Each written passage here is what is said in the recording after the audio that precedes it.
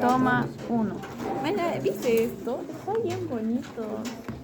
A ver, ¿Lo has leído? porque tú y yo tenemos definiciones de belleza totalmente distintas. Vamos a hablar de tiroides un ratito. Está muy bonito. Después viene la disertación de sus compañeros de paratiroides. Oye, tan sabor, Sí. Es que bueno, esto ya lo he explicado a sus compañeras, como ya no vienen. Pobre mochila, me da pena. Está tirado. Ya hemos hablado un poco sobre la tiroides, sobre sus funciones, la anatomía, la fisiología y lo importante que radica el hecho de saber cómo funciona. Y habíamos mencionado que es como el acelerador del organismo, en sí es el que le da la vitalidad al organismo para poder cumplir todas sus funciones en forma adecuada, ¿no? Importante la anatomía, ya la conocemos, se encuentra en la parte anterior del cuello, ¿sí? Por debajo del periodo tiroides, viene el tiroides, viene el istmo con el lóbulo piramidal, los lóbulos laterales. ¿Sí? Importante en la parte posterior es que se encuentran las glándulas paratiroides. ¿Por qué hago este hincapié? Porque cualquier destrucción total o parcial de lo que vienen a ser los lóbulos tiroideos pueden afectar también a las paratiroides. Por consiguiente, obviamente, alteración de lo que viene a ser el metabolismo cálcico. ¿Cuántas hormonas secretan la tiroides? Tres. ¿Cuáles son? T3, T4 y calcitonina. TSH no secreta la tiroides. T3, T4 y calcitonina. Calcitonina. Entonces, la T3 y la T4 está directamente relacionada con la función de la tiroides, pero la calcitonina está regulada para el control del calcio. Entonces, si se destruye también la tiroides total o parcialmente, puede haber una alteración de la calcitonina. Por consiguiente, alteraciones en el calcio. ¿Sí? Ahora contamos con estudios imagenológicos sencillos como una ecografía en las cuales obviamente podemos encontrar el istmo, los lóbulos laterales, la tráquea y poder orientarnos según las anatomías o los órganos vecinos o los tejidos vecinos de la tiroides. ¿Sí? Entonces es bueno que ustedes también que lo conozcan porque tienen que saber que la ecografía tiroidea es un estudio no invasivo, un estudio si bien es operador dependiente porque va a depender de la pericia de quien lo hace, pero es un estudio bastante sencillo para darnos cuenta qué es lo que puede estar pasando en la tiroides. Muy bien, a muchos esto se les hace bastante complicado. Vamos a tratar de resumirlo en un esquema bastante sencillo. ¿Sí? Esta es la formación de las hormonas TT y T4. ¿Sí? Entonces, por mecanismos de estimulación, porque comiencen a disminuir los niveles de hormonas tiroideas a nivel del organismo, o el organismo necesita un poco más de hormonas tiroideas, van a llegar estos efectos ¿a dónde? A estimular el hipotálamo. El hipotálamo va a liberar la tiroiberina. ¿Hacia dónde? Hacia las células tirotropas de la adenohipófisis. En la adenohipófisis se va a liberar ¿quién? La TSH, hormona estimulante de la tiroides. Y esa es la que va a ir y justamente va a hacer su función en lo que vienen a ser los receptores de TSH que se encuentran en las células tiroideas. ¿Estamos? En las células tiroideas. Esto es donde está la parte vascular y esta es la parte donde está el coloide, ¿no? Si ustedes se acuerdan, en la anterior disertación de sus compañeros dibujaron una estructura parecida a esta, ¿no? Que son los folículos tiroideos, ¿no? Estructuras parecidas a estas. Aquí tenían sus núcleos. Esas son las células. ¿Qué nombre tenían? Células foliculares. ¿No? Y todo esto venía a ser el coloide. ¿Sí? Dicen ustedes que el coloide simplemente es un almacenamiento de hormonas tiroideas. Ese es el coloide. ¿Sí? Entonces, obviamente la TSH va a venir a los receptores que se encuentran en esta zona, que va a ser esta parte de acá. ¿Sí? ¿Para qué? Para ejercer su función. Muy bien. Entonces, ¿qué es lo que se necesita aparte de la estimulación de la TSH? Necesita yodo. ¿Sí? El yodo ingresa por la dieta. ¿Sí? Entonces el yodo ingresa como yoduro y se va a dirigir hacia la parte de la circulación, va a llegar hacia las tiroides y acá va a ser captado por un SIM portador. ¿Sí? El SIM portador va a ser una bomba de sodio que va a ser atraída por el yodo para ingresarla dentro de la célula folicular. ¿Sí? Es decir, es una bombita de sodio, el sodio va a sacar su manito, va a agarrar el yodo y lo va a hacer ingresar a la célula. ¿Sí? ¿Me entienden? Entonces, el yoduro va a estar dentro de la célula, pero no se puede quedar acá. ¿Por qué? Porque tiene que formarse o tiene que transformarse en yodo. ¿Sí? Es por así que el SIM portador está en esa puerta que está allá, que está con el sodio, va a hacer ingresar al yoduro, el yoduro está en esta sala, pero tiene que irse hacia el otro lado, convertirse en yodo. ¿Quién le va a ayudar a pasar esta pared? Un receptor que se llama pendrina. ¿Sí? La pendrina le va a abrir la puerta y le va a decir, ven, pasa por acá, ¿hacia dónde? Hacia la parte del coloide. ¿Sí? Eso es lo que atraviesa nada más el yodo. Entra por el portador y la pendrina la lleva hacia el coloide. ¿Se entiende, verdad? En el coloide, este yoduro se va a formar en yodo. ¿Gracias a quién?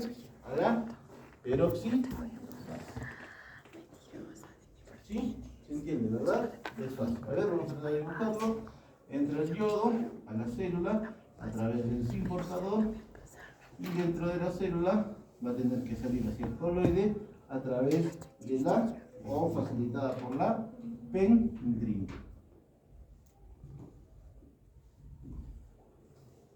Y acá el yoduro va a pasar y se va a encontrar con quién? Con la peroxidasa. Y esto va a dar resultado a quién? Al yodo. ¿Sí? Fácil, ¿no es cierto? Y este recién es el que se va a comenzar a metabolizar en lo que viene a ser una o dos moléculas. ¿Cómo las llamaron sus compañeros? Mono, yodo, tironina y diyodotironina. Es decir, cuando hay uno o hay dos. ¿Sí? ¿Y esto cómo se llama? Oxidación del yoduro. ¿Para qué? Después de el acoplamiento de las yodotirosinas. Es decir, se va a formar acá T1 y T2. Y estos T1 y T2 pues no son funcionantes activamente. ¿Sí? Para esto la célula también le va a dar una proteína especial. ¿Cuál era esa proteína especial? La tiroglobulina o globutirosina. Tiroglobulina. ¿Cómo? ¿Cuál era? A ver, el grupo que he expuesto. Tiroglobulina. Muy bien. La tiroglobulina es una proteína que se va a formar dentro de estas células foliculares a través de los ribosomas, el retículo endoplasmático rugoso, etc. Y va a tener la función de tener dentro de su interior tirosina. Esta tirosina va a llegar nuevamente hacia donde está el coloide y se va a desprender, y esta tirosina es la que se va a unir con la T1 y la T2 para formar la T3 y la T. ¿Sí? ¿Está acá? Entonces recuerden, pasa el yoduro a través de la pendrina, llega hasta donde está la parte coloidal y acá va a sufrir la oxidación del yoduro. ¿Sí? Posteriormente se va a encontrar con esta tiroglobulina y va a formar la iodación de la tirosina. ¿Para formar qué cosa? Monoyodotirosina y diyodotirosina, que es la T1 y la T2. Esta T1 y T2 no son activas, no son hormonas que van a participar en un regulamiento de las células. Sin embargo, estas se van a ir a unir entre T2 y T2 y T1 y T2 ¿para qué? Para formar la tirosina o T4 y la triyodotironina o T3. Es fácil, chicos, simplemente es la suma entre estas monoyodotirosinas y diyodotirosinas para formar las hormonas tiroideas propiamente dichas. ¿Sí? Obviamente, estas hormonas tienen que salir juntas a través de esto. Entró el yoduro, se volvió el yodo, a través de la peroxidasa se convirtió en T1, T2, estas se unieron, formaron T3 y T4, y estas tienen que salir juntas. Pero no pueden salir solitas, sino nuevamente son envueltas por la tiroglobulina. La tiroglobulina otra vez las envuelve y tiene dos mecanismos. O las deja almacenadas en este tejido, o las libera hacia nuevamente la célula. ¿Sí? No pueden salir solas. No hay un mecanismo por el cual la T3 y la T4 puedan salir solas, ni la T1 ni la T2. Siempre tienen que salir unidas a la tiroglobulina. Y aquí a la tiroglobulina va a sacar especialmente dos hormonas. ¿Cuáles son? Hacia afuera, a través de pinocitosis, la T4 y la T3. Doctor, y la T1 y la T2, la T1 y la T2 van a ser nuevamente desllosadas acá y van a formar nuevamente yo duro. Y el yo duro va a volver a entrar a la célula y se va a hacer el mecanismo que habíamos visto anterior. ¿Sí?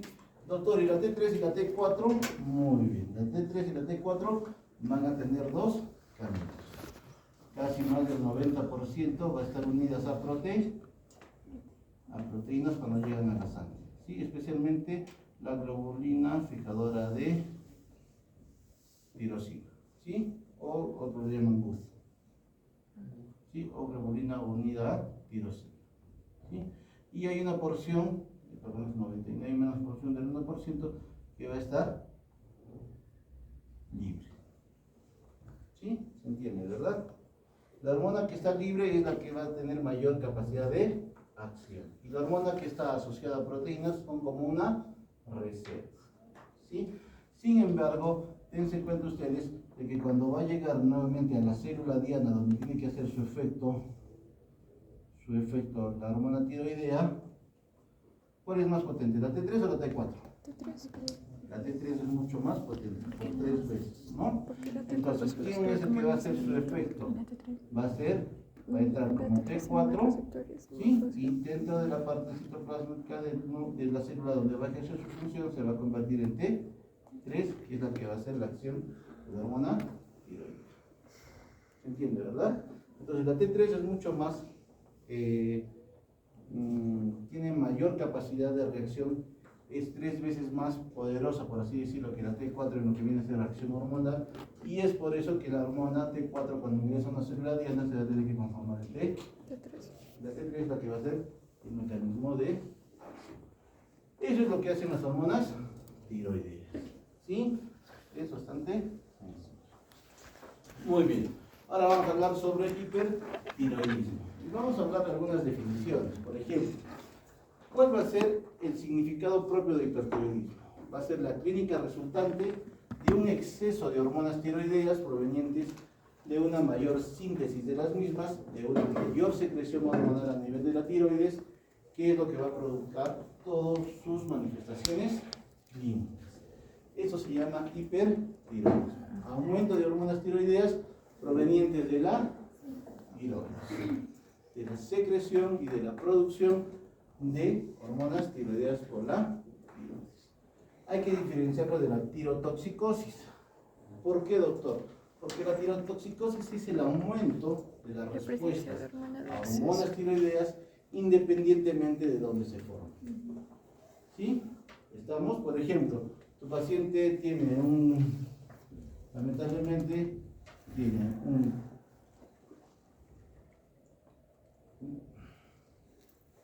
tiene un tumor tiroideo que ha hecho metástasis a nivel pulmonar.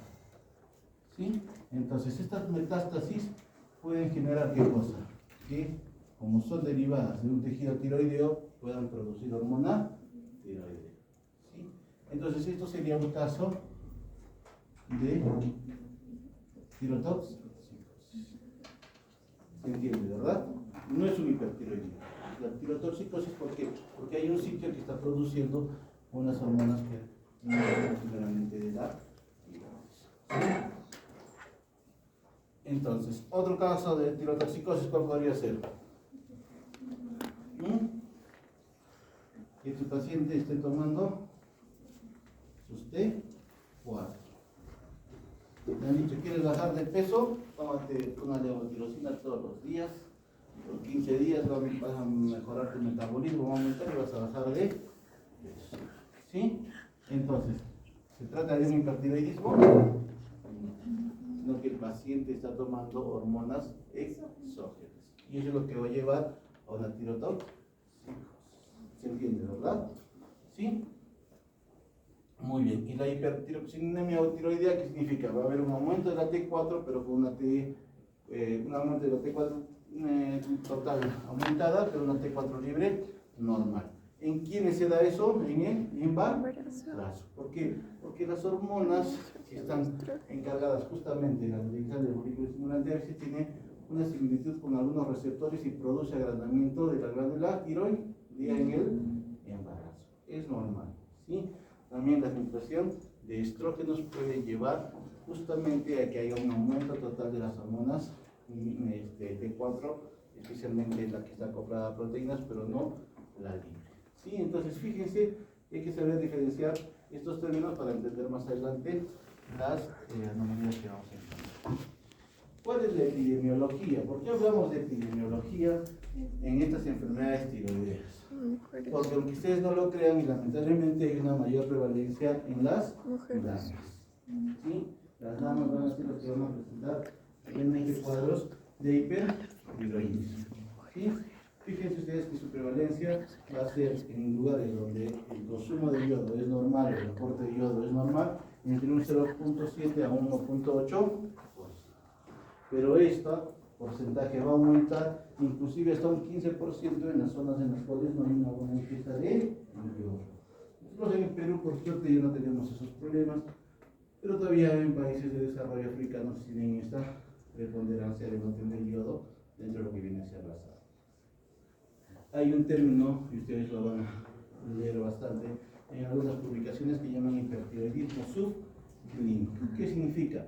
Que va a haber una disminución en la hormona TSH con T3 y T4 libres normales y que va a haber una prevalencia del 0.7 al 12.4%. ¿Qué quiere decir esto, doctor? Que muchas veces ustedes van a poder encontrar en exámenes de laboratorio estas alteraciones. TSH bajas, pero con hormonas libres, con ser bajas, ¿no? Entonces, en estos casos se evalúa si el paciente tiene sintomatología o no para tratarla, y si no es así, se hace el control periódico y se va estudiando la posible causa de esta distensión de la TSH. Es más preponderante en mujeres, como habíamos dicho, y fíjense que inclusive llega a tener 7 o 10 casos de mujeres por un solo varón. Entonces, fíjense que cuando nosotros sospechemos esta patología, especialmente lo vamos a hacer en damas. La edad predilecta es de 20 a 50 años, pero pueden aparecer cuadros, como vamos a ver más adelante, por encima de los 50 años, como lo que viene a ser el bocio nodular en mujeres adultas, pero entre los 20 y 50 años es más frecuente en enfermedades graves básicas, ¿no? Que se ve bastante mucho en mujeres jóvenes. Se da también mayormente en la raza blanca. El tabaquismo tiene mucha preponderancia por estos cuadros y lamentablemente la base inmunológica está presente en la mayoría de estos casos. Muy bien, bastantes clasificaciones vamos a encontrar en la literatura. Nosotros nos vamos a basar en lo que viene a ser la captación del yodo a través de un estudio que se llama centellograma o gamografía. ¿Cómo la vamos a definir? Vamos a definirlas como aquellas patologías con captación normal aumentada de yodo y los hipertiroidismos con una captación baja o ausente de yodo. Este es el estudio. Fíjense que normalmente la tiroides va a captar algo de yodo, ¿sí? Pues que es un tejido normal, ¿sí? Pero fíjense que en esta enfermedad de Graves, que es la causa del hipertiroidismo, hay un aumento de la captación de yodo. En un bocio multinodular, es decir, un agrandamiento de la tiroides con múltiples nódulos, también van a ser hipercaptadores de yodo. Puede haber un solo nódulo, que es un nódulo caliente que se le dice. ¿Por qué? Porque capta el yodo. Y por último tenemos aquellas patologías que son los nódulos fríos. ¿Por qué, doctor? Porque fíjense que ha pintado la tiroides, pero hay una parte que no ha captado el yodo. Eso se llama nódulo frío. ¿Sí? Lo vamos a ver más adelante. Dentro de las causas de hipertiroidismo con captación normal o alta de yodo, el 90% de los casos a que se debe a la enfermedad de Graves básicas. Esta más preponderante. Y en los exámenes de la residencia, del ENAM, de todo, siempre entra esa pregunta sobre la el porcentaje o cuál es la causa más importante de hipertiroidismo. Después tenemos hashitoxicosis, bocio mononuclear tóxico, adenoma tóxico. El bocio multinodular es este, un aumento de la tiroides con múltiples nódulos hiperfuncionales.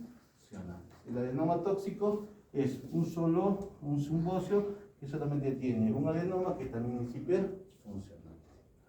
Otras cosas más raras es el síndrome de Marin-Menard, que viene a ser simplemente, vamos a ver adelante, un graves más un nódulo, tirotropinoma, que se debe especialmente a nivel, lo que viene a ser el hipotálamo hipoficiario, resistencia hipoficiaria a las hormonas tiroideas también puede haber, en algunos casos hay anticuerpos contra estos receptores, enfermedad trofoblástica y tumor testicular de las células terminales. ¿Por qué? Porque estimulan también, tienen receptores muy cruzados con los receptores del TSH y estimulan mayor formación de hormona tiroidea.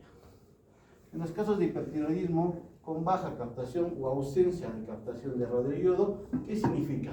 Que son tiroides que van a fabricar mucho T4, mucho T3, pero que no van a captar yodo en el citoplazma. ¿Sí? Se debe, por ejemplo, a un exceso de yodo, que principalmente lo vemos como un medicamento. ¿Cuál es? La miodarona. ¿Para qué usamos la miodarona? Es un antiarrítmico.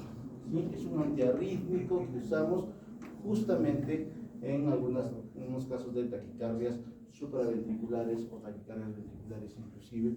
Es un medicamento que se lo administra por vía venosa cuando es urgente, pero también hay la vía oral. ¿Sí? Tiene mucha alteración con lo que viene a ser el yodo a nivel del organismo y por consiguiente puede generar un exceso de aporte de yodo a un tejido tiroideo que puede ser susceptible y generar obviamente el hipertiroidismo. Tiroiditis silente, tiroiditis aguda de Kervain, vienen a ser en sí enfermedades inmunológicas que van a ir a destruir esta parte del folículo. ¿Sí? Y recuerden ustedes que este folículo o este coloide, ¿qué es lo que tiene? Grandes cantidades de T3 y T4 almacenadas. Entonces, si una enfermedad autoinmune viene y lo destruye, ¿qué es lo que va a pasar? Muy bien, se van a destruir todas estas estructuras y lo que viene a ser las tiroglobulinas van a salir y todas las hormonas van a salir hacia el torrente sanguíneo. Eso es lo que va a dar un cuadro de tirotoxicosis. ¿Se entiende, verdad? Ahora, esta destrucción de la parte folicular puede ser inmunitaria, puede ser también infecciosa. ¿Sí? Entonces, estos cuadros se producen justamente porque hay liberación muy grande de hormonas guardadas a nivel del tejido tiroideo. Bueno, nosotros somos hablando de enfermedades graves, ¿sí? Hay que repetir nuevamente, tiene etiología autoinmune, tiene anticuerpos anti los receptores de TSH. ¿Dónde están esos receptores? Acá, ¿no? ¿Se acuerdan? Los habíamos dibujado acá. Entonces, obviamente, estos anticuerpos antirreceptores también se conocen como TCI. Necesito. ¿Sí? Entonces, ¿qué es lo que va a haber? Va a haber un bloqueo por un complejo autoinmune. ¿Y qué es lo que va a pasar? No va a haber una retroalimentación. ¿Qué quiero decir con esto? Este es el hipotálamo. Esto es la adenohipófisis, ¿no? Y acá, ¿qué se secreta? Acá se secreta la tirolibe y acá se secreta la TSH y la TSH va a ir ¿hacia dónde? Hacia la tiroides, ¿no? Entonces, aquí en la tiroides, ¿qué es lo que va a haber? Receptores para la TSH, ¿sí? Pero por algún mecanismo inmunitario de anticuerpos, ¿qué es lo que va a producirse? Se va a producir un bloqueo de estos receptores. Entonces, ¿qué es lo que pasa? No va a haber esa retroalimentación que habíamos visto anteriormente. Se va a bloquear. ¿Sí? Entonces, estos receptores van a ser independientes y la glándula tiroidea, ¿qué va a producir? Grandes cantidades de T3 y T4. ¿Por qué? Porque se ha perdido simplemente la retroalimentación negativa. ¿Se entiende, verdad? ¿Sí? Muy bien. Tiene una predisposición genética, factores de riesgo para las damas, especialmente el estrés, el tabaquismo, ¿sí? Algunos fármacos, especialmente cuando se asocian al litio, cuando se asocian a miodarona, y lo que vemos obviamente en la gammagrafía es una hipercaptación de yodo. ¿Por qué? Porque también como es un proceso autoinmune inflamatorio, ¿qué es lo que va a pasar con la tiroides? Va a comenzar a crecer. Lo que se denomina el bocio. ¿Sí? Otras causas, como habíamos dicho, menos frecuentes, pero que también hay que saberlas, es el bocio multinodular tóxico y el adenoma solitario tóxico o enfermedad de Young. ¿Sí? Aquí se van a deber a una hiperplasia focal o difusa de las células foliculares independientes de la TSH, porque ustedes recuerden que hay anticuerpos que han destruido los receptores de TSH. ¿Sí? Mayormente hay un exceso de la liberación de T3 y T4 sin control del hipotálamo y de la hipófisis, es decir, la retroalimentación negativa se cortó, no existe. Y obviamente lo vamos a ver en pacientes añosos y en zonas especialmente con disminución del yodo. La gamografía que nos muestra el bocio multinodular con intercaptación de varios lugares y el adenoma tóxico con solamente la captación de un solo lugar. ¿Sí? Cuando estamos hablando de otras características, habíamos dicho la adenoma tirotropo, que especialmente se produce a nivel del hipotálamo y la hipófisis, que es lo que secreta mayor producción de TSH. Algunos libros dicen que es un hipertiroidismo secundario. ¿Por qué? Porque su liberación está a nivel central. ¿Sí? Pero bueno, hay que conocerlo también. Enfermedad trofoblástica, pacientes que tienen un mólido tiforme o un enema testicular, recuerden que estas hormonas van a poder estimular de alguna manera también a las células tiroides y van a poder generar mayor producción de hormonas tiroideas. Ambas isoformas de gonadotropina crónica humana que se ve en la mola. Recuerden que es una mola, es un embarazo en la cual ha habido una mal conjunción entre el espermatozoide y el óvulo. Este llega hacia el endometrio y genera una reacción que viene a ser la formación justamente de ciertos tejidos que tienen como finalidad aumentar las gonadotrofinas, y esto genera de que se puede estimular esto. No es un embarazo, si es un embarazo, obviamente necesita una limpieza. Si es que esto no se limpia, puede llegar hacia un cáncer y generar muchos problemas para las mujeres, ¿no? Entonces siempre tener en cuenta estas patologías que también pueden generar algún estímulo en la tiroides. Muy bien, cuando hablamos de hipertiroidismo, según la clasificación de la captación de yodo a nivel tiroideo, también tenemos, recuerden ustedes, que va a haber patologías hipertiroideas, pero que no van a captar el yodo 131 o van a captar muy poco. Fíjense ustedes, vemos alguna hipercaptación a nivel del cuello, no se ve, ¿sí? Entonces, ¿en quiénes vamos a pensar eso? En hipertiroidismos transitorios, destrucción de los folículos tiroideos, especialmente causa infecciosa. Obviamente acaba de haber un aumento de la secreción de hormonas y mayormente tienen una resolución completa. ¿Cuáles son los cuadros más sugeridos de este tipo de clasificación? La tiroiditis subacuda de Carvine o la tiroiditis Seeley. Recuerden ustedes, totalmente tiroiditis significa que va a haber una destrucción de las partes foliculares y del colon. ¿Sí? Muy bien. La viudarona, como hemos mencionado anteriormente, la tirotoxicosis suacticia, se dan especialmente cuando hay ingesta de otros productos o una sobrecarga de yodo. Por eso siempre tienen que tener en cuenta esto, por favor. ¿Por qué? Porque si ustedes por alguna pequeña razón sospechan que su paciente es susceptible al yodo, no le van a mandar a hacer una tomografía contraste. No. Porque el contraste tiene yodo. Sí, así, si no es necesario, o sea, para eso, hasta para pedir una tomografía, ¿qué es lo que van a hacer? Van a hacer una buena semiología tiroidea, no le van a palpar, vamos a ver las maniobras y vamos a ver que el paciente no tenga nódulos tiroideos, porque no sospechemos. Porque si yo a un paciente con un nódulo tiroideo le doy yodo, lo más probable es que haga hipertiroidismo, una tirotoxicosis, ¿sí? Porque todos los contrastes son yodados, ¿sí?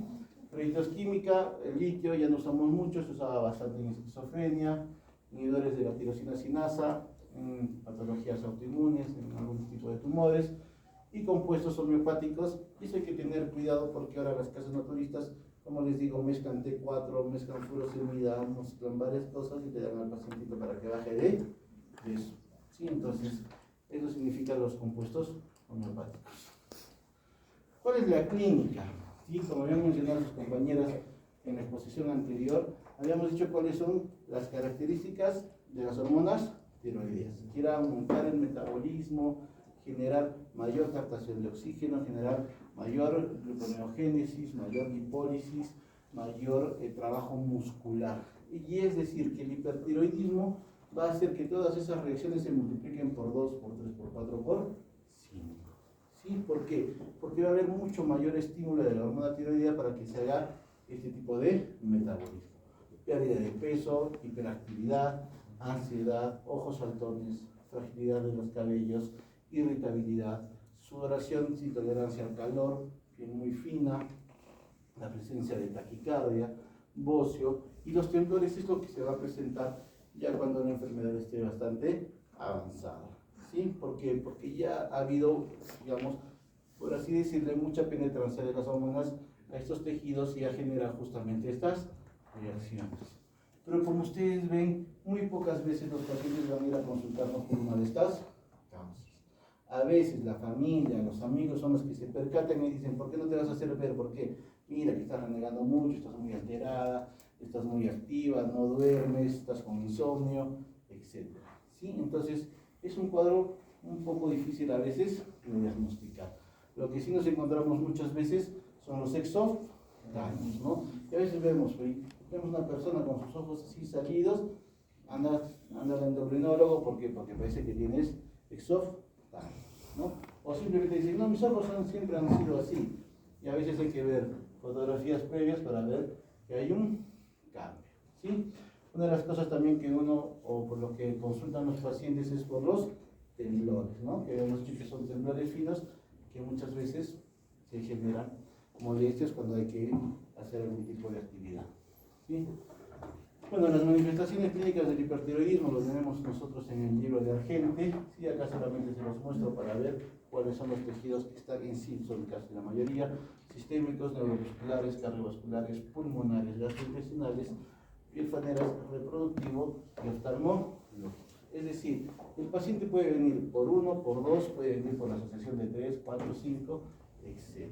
¿Sí? Entonces nosotros debemos de tratar de poner atención a cada una de estas. Como les digo, el paciente puede venir simplemente porque está irritable, porque está de mal carácter, y nosotros ya comenzamos a tomar la frecuencia cardíaca, y lo más probable es que encontremos taquicardia, o taquipnéico, o con el pulso aumentado, o que después hagamos una análisis profunda y nos diga que la paciente no tiene medidas adecuadas, que no puede embarazarse, etc. Entonces, la connotación clínica es muy grande, ¿sí? Pero ustedes siempre tienen que ver en cuenta entre los síntomas y signos que hay un aceleramiento en el metabolismo del organismo, ¿sí?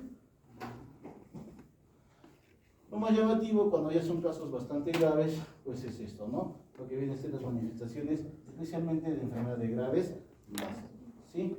Oftalmopatía es uno de los primeros signos que nosotros vemos, que también se debe supuestamente a que hay receptores a nivel de lo que viene a ser la parte muscular retroorbitaria y la parte de la grasa retroorbitaria, que tiene mucha predilección por lo que viene a ser las hormonas y genera obviamente un aumento de la inflamación, un aumento del grosor de la grasa, y esto produce que el ojo comience a protruirse.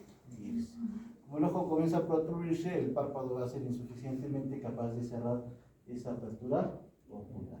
Entonces vamos a tener casos tan leves desde que simplemente hay un exoftalmos, pero podemos tener la presencia de quemosis, de parálisis palpebral, parálisis de tercer par, etc. ¿No? Esto ya en casos muy avanzados, ¿sí? También una de las características son las uñas de Plumber, ¿sí? Que es una separación, es una onicolisis, que hay una destrucción en la parte distal de las uñas y una separación entre lo que viene a ser el lecho unguial propiamente dicha y la uña, ¿sí? Otra característica de estos pacientes es el mixedema preliminal, ¿no? Que se debe acá a una congestión, por así decirlo, de la parte intersticial del tejido coloidal bastante significativo en esta enfermedad. La acropaxia de Graves también se debe justamente a este encorvamiento de la uña, fíjense hacia adelante, que es característico en estos pacientes. Y por último tenemos pacientes que también pueden tener, ¿qué cosa? El bocio, ¿sí? Se ve el bocio, ¿verdad? ¿Sí? Y este bocio, como les digo, puede ser uniforme, puede ser hacia un lado, multilobar o unilobar, o simplemente ser difuso. ¿Sí? El problema de este bocio, vamos a ver más adelante, que puede generar compresión extrínseca de las vías respiratorias y de los vasos. En este cuadrito que también lo tenemos en el argente, solamente nos demuestra que hay unos signos que se van a mostrar más en pacientes jóvenes que en pacientes adultos, ¿no? Y eso obviamente responde a los diversos tejidos. Esto es el famoso signo de Pemberton, ¿sí? Es un bocio, ¿sí? Es un bocio difuso que cuando al paciente le hacemos levantar las manos, ¿qué es lo que va a provocar? Va a provocar justamente una pletora facial. ¿Sí? Miren la paciente qué color está. Roja, ¿no? ¿Por qué? Porque va a afectar tanto la parte respiratoria como la parte vascular y va a haber mayor congestión facial. ¿Sí? Entonces, todo paciente con bocio, ¿qué es lo que vamos a hacer? Primero, levántelas. ¿Sí? Si es que tiene dificultad respiratoria, como se pone roja, ¿qué vamos a hacer? Vamos a llevar al cirujano de cabeza y cuello, ¿no? ¿Por qué? Porque ya te dio una indicación quirúrgica. ¿Sí? No hay más. Muy bien. Vamos a ver por acá.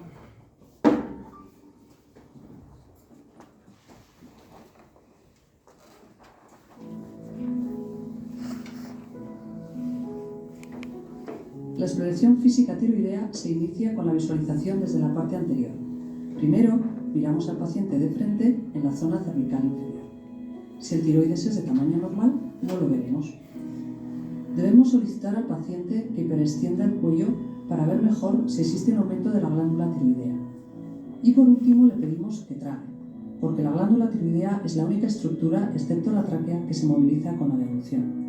Las adenopatías y otras patologías cervicales no se mueven al tragar. Pasamos a la palpación del tiroides. Nos colocamos justo detrás de él y colocamos los dedos corazón sobre la horquilla external, de forma que los dedos índice quedan colocados sobre los lóbulos tiroideos. Movemos levemente los dedos hacia arriba y hacia abajo y hacemos tragar al paciente para comprobar que estamos palpando ambos lóbulos tiroideos y el istmo. Intentamos delimitar, si los hubiera, la presencia de nódulos tiroideos. Asimismo, debemos describir la consistencia del tiroides, que será blanda y elástica, y si se moviliza bien. Por tanto, debemos sospechar malignidad si no se moviliza bien o si es de consistencia dura, firme o pétrea. Por último, debemos explorar el resto de estructuras cervicales, especialmente las cadenas ganglionares pre- y paratraqueales y laterocervicales, desde la parte supraclavicular hasta las glándulas submaxilares.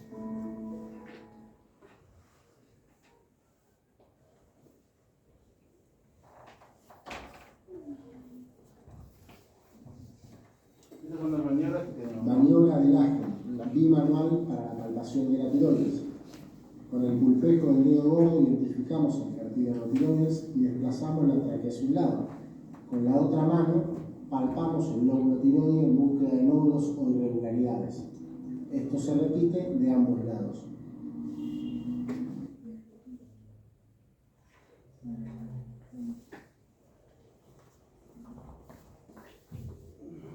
Maniobra de Crowley. Es más o menos rápido.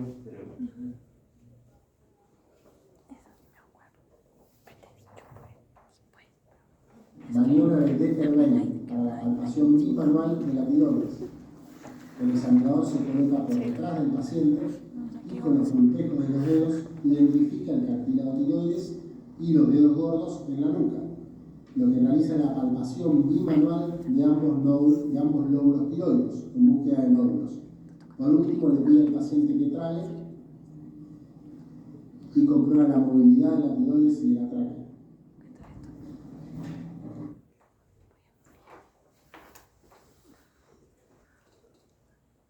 Y por último, Maniobra de Kriller para la palpación monomanual de la tiroides.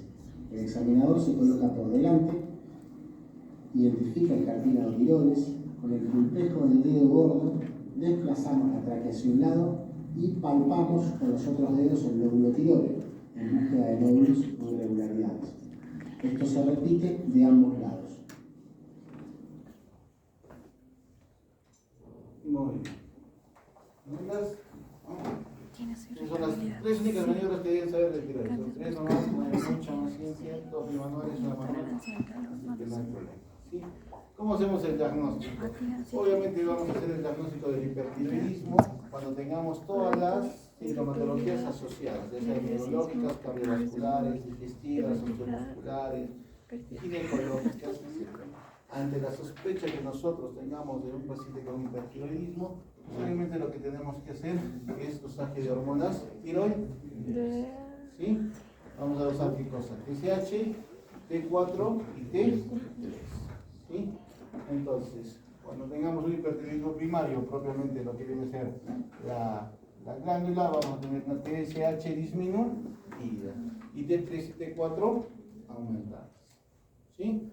En un hipertiroidismo secundario, vamos a tener TSH alta con hormonas T3 y T4 altas. Y los subclínicos, una TSH baja con T3 y T4 asociado a esto, ¿qué exámenes también vamos a pedir? Anticuerpos antitiroideos, antigiroglobulina, antiperoxidasa y especialmente los anticuerpos anti los receptores de TSH o TC. También podemos pedir anticuerpos antitiroglobulina C. De estos casos positivos, pues obviamente vamos a tener la sospecha si es una enfermedad grave, si es una enfermedad grave, si es una tiroiditis o otro tipo de patología. ¿Sí? Asociado a los exámenes auxiliares del laboratorio, vamos a pedir captación tiroidea a través de una gammagrafía. Acá no lo tenemos, entonces ¿qué es lo que podemos hacer en Cusco? Pedir una ecografía tiroidea. La ecografía tiroidea me va a poder mostrar si es que hay un agrandamiento, si es que hay un nódulo, si es que hay nódulos, etc. Y sobre todo me va a poder asociar con el Doppler la posibilidad de ver hipervascularización a nivel de los nódulos. ¿Sí? Si el radiólogo me dice hay una hipervascularización en el lóbulo derecho, pues obviamente es un órgano de hiperfunción. ¿Sí? Por último tenemos a la tomografía. La tomografía, recuerden ustedes, que si sospechamos que tiene hipertiroidismo, ¿qué dónde vamos a dar? Contraste, ¿sí? Porque podemos tener una tormenta. ¿Sí? Entonces vamos a hacer una tomografía simple, sin contraste, para evaluar cómo está la tiroides. ¿Sí? Doctor, y la tormenta tiroidea que usted menciona es lo mismo que la tirotoxicosis, pero aumentado por 10. Es decir, que el paciente ya no va a venir simplemente con temblor, el paciente ya no va a venir con una taquicardia, con una irritabilidad, el paciente va a venir con trastorno de conciencia, una arritmia supraventricular, el paciente va a venir con una parálisis hiperpotasémica, el paciente va a venir mucho más complicado. ¿Por qué? Porque la liberación de hormonas ha sido excesiva. Muy bien. Rápidamente, para que no se me aburran, sigamos con la siguiente exposición. Vamos a hablar del otro término que se llama hipotiroidismo. Nuevamente, ya sabemos nuestro eje hipotálamo, hipoficiario, tiroideo, ¿sí? En el cual va a estar controlado por la tiroliberina, la TSH y las hormonas T3 y T4 que van a ser las que van a retroalimentar. ¿Sí? Acá vamos a poder hablar de un hipotiroidismo primario, cuando la alteración mentalmente está ¿dónde? En la tiroides. Hipotiroidismo secundario, cuando está en la hipófisis, e hipotiroidismo terciario, cuando está en el hipotálamo. Resumiendo, lo vamos a dividir solamente en dos: hipotiroidismo primario e hipotiroidismo central. ¿Sí? En el secundario y el terciario.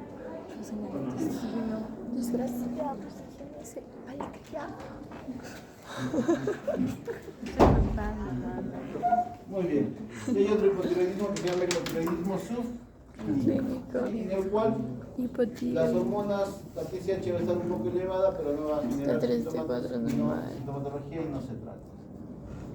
Nuevamente, lamentablemente, la mayor prevalencia en quiénes son? Mujeres. ¿Sí? De 4 a 8 mujeres por un varón. La prevalencia en la población general es del 0.32%. Está también asociada mayormente a enfermedades inmunes y se ve o se veía con más frecuencia en zonas con disminución de la ingesta de yodo. ¿Sí? En lo que viene a ser el hipotiroidismo primario, ya sabemos nosotros que va a ser una alteración a nivel de lo que viene a ser la tiroides directamente, con una disminución de la producción tanto de T3 y de T4. Una de las principales causas antes, ¿cuál era?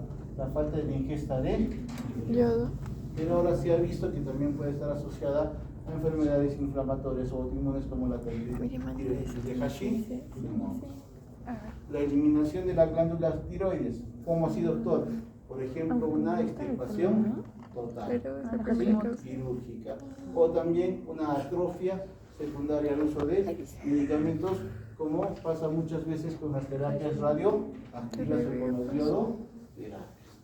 Y por último, los fármacos. ¿Como quién? Como también está incluida acá la amiodarona, ¿no? Muy bien. En lo que viene a ser los hipotiroidismos centrales, pues ya sabemos que muchas veces va a deberse a la proliferación de alguna macroadenoma, algún tumor a nivel hipotálamo hipoficiario, que obviamente va a hacer que la liberación de tiroliberina y de TSH esté disminuida, y por consiguiente no va a haber estímulo a la tiroides y va a haber disminución de las hormonas T3 y T4. Esto es el cuadrito que también ustedes lo tienen en el libro, ¿sí? Para que lo repasen.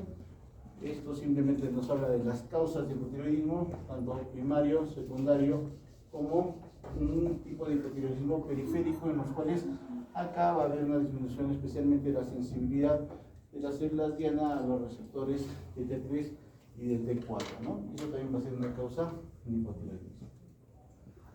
Las sintomatologías van a ser a la inversa de lo que habíamos visto en el hipertiroidismo, ¿sí? Acá va a haber apatía, es decir, el paciente va a estar mucho más calmado, el paciente va a tener más cansancio, mucho más intolerante al frío, la piel va a ser bastante gruesa, reseca, va a tener el cabello bastante tupido y bastante grueso la parte pilosa, va a haber bradipsiquia, el paciente va a tener muchas veces consulta porque no se acuerda las cosas, va a generar un aumento de peso. Yo he tenido muchas pacientes diagnosticadas con hipotiroidismo que vienen y me dicen: doctor, estoy haciendo dieta, estoy tomando pastillas, estoy yendo al gimnasio todos los días y no bajo de peso, se le dosa TSH y es un hipotiroidismo. Pacientes tienen estreñimiento, edema facial, sensación de frío, no toleran el frío, están en la calor, están bajo el sol y están con casaca porque les hace frío, y tienen muchos rasgos de que simplemente el metabolismo celular está disminuido. ¿Por qué? Por la falta de hormonas tiroideas. En los bebitos, la falta de hormona tiroidea se lo denomina cretinismo, ¿no? Por eso es que ya no se ve mucho, porque ahora todos los bebitos cuando nacen se les hace su puncioncita a nivel del talón y se hace los saques de TSH, ¿no? Y con eso se ve si el paciente tiene un hipotiroidismo congénito o no. ¿Sí? Y si es hipotiroidismo congénito, se trata de llevar las hormonas lo más rápido posible a valores normales. En los pacientes adultos, pues fíjense ustedes, ¿no? Toda la sintomatología que tenemos, lo que viene a ser síntomas, ¿sí? Y entonces vienen con macroglosia, una facies bastante compuesta, una facies abogatada, con ensanchamiento de los ojos, algo de tosis, macroglosia, la piel bastante reseca, con inclusive posibilidad de tener algo de edema en muchas zonas, y la paciente viene así toda decaída, hipoactiva, entra en la consulta así despacito. Entonces son cuadros que nos hacen asemejar a nosotros, dependientemente del sistema, que el metabolismo está disminuido, ¿no? Y nuevamente, muchas veces los síntomas no son aceptados por la paciente, sino son externos los que ven eso y son las que las traen a la consulta. ¿Cómo hacemos el diagnóstico del hipotiroidismo? Pues obviamente nos vamos a basar en la clínica y también en lo que viene a ser el dosaje de hormonas. Si tenemos una TSH elevada, es decir, que hay una TSH muy aumentada con un T4 libre normal, es un hipotiroidismo subclínico. ¿Cómo así, doctor? Normalmente las hormonas tiroideas es de 0.4 la TSH hasta 5. ¿Sí? Esos son sus valores, sus programas. Cuando hablamos de un hipotiroidismo subclínico, cuando la TSH está en valores de 5 hasta 10. ¿Sí? Pero con hormonas tiroideas normales. ¿Se entiende, verdad? Entonces, un hipotiroidismo subclínico. ¿Se trata o no se trata? No se trata. ¿Sí? Se continúa, se observa a la paciente, se trata de ver por qué es la causa, pero no se le da hormonas, ¿no? Eso es un hipotiroidismo subclínico. Hipotiroidismo primario, obviamente TSH elevada, T4L baja. ¿Por qué? Porque no hay secreción de la hormona tiroidea. Al nivel de la tiroides, perdón.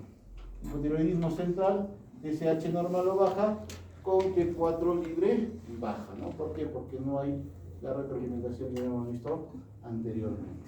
Y bueno, un TSH normal o alta, T4 alta, especialmente cuando hay resistencia a hormonas tiroideas a nivel periférico. Ese es el diagnóstico nada más. También debemos pedir qué cosa: anticuerpos antitiroideos, antitiroglobulina, antiperoxidasa especial.